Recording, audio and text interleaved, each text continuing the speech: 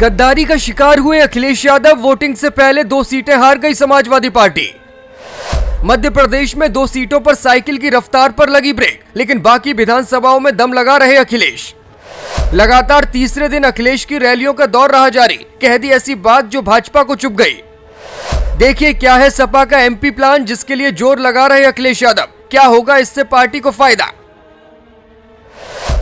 मध्य प्रदेश चुनावों में सपा इतनी दमखम के साथ पहली बार विधानसभा चुनाव लड़ रही है। कई सीटों पर तो सपा की सीधी टक्कर भाजपा से है और मुकाबला निर्णायक स्थिति में है। लेकिन इस बीच अखिलेश को एक बड़ा झटका लगा। भिंड और बालाघाट जिले में जिस भरोसे से सपा ने उम्मीदवारों को टिकट दिया था, उन्हीं उम्मीदवारों ने वोटिंग से ऐन पहले पार्टी की पीठ में खंजर घोंप दिया है। 2 उम्मीदवारों ने न सिर्फ पार्टी से इस्तीफा दिया, बल्कि एक ने भाजपा तो दूसरे ने कांग्रेस ज्वाइन कर ली। सियासी हलकों में चर्चा है कि चुनाव से पहले ही सपा ये दोनों सीटें हार चुकी है। 17 तारीख को वोटिंग होनी है, लेकिन इन दोनों उम्मीदवारों ने जिस तरह से गद्दारी की, उससे निश्चित तौर पर अखिलेश यादव को निराशा हाथ लगी होगी।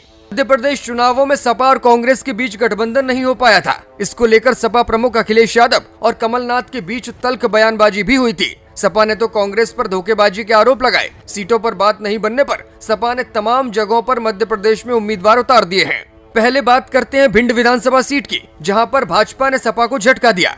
भिंड से सपा प्रत्याशी रविसेन जैन भाजपा में शामिल हो गए हैं। रविसेन पहले भाजपा में थे, लेकिन टिकट नहीं मिलने पर सपा में चले गए थे। उनकी भिंड सीट पर अच्छी पकड़ मानी जाती है। दूसरी ओर बालाघाट सीट पर कांग्रेस ने सपा को झटका दिया। सपा उम्मीदवार ने खड़गे की सभा में कांग्रेस का दामन थाम लिया। यहाँ की कटंगी सीट से सपा के उम्मीदवार ने जब कांग्रेस की सदस्यता ली, तो फिर सपाइयों को निश्चित तौर पर एक बड़ा झटका लगा।